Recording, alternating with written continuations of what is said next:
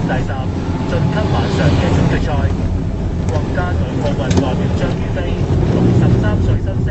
已經喺200米混合泳破亞洲紀錄奪金嘅已定，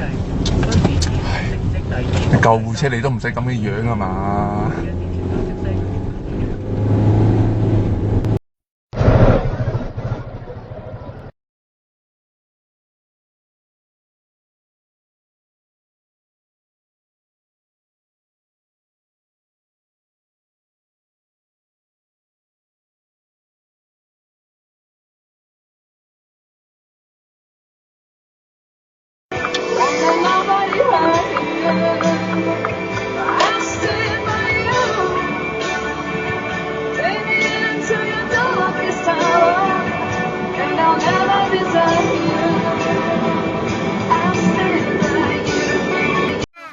ចាប្រពន្ធគ្រួសារកងទ័ពបងអើយនេះ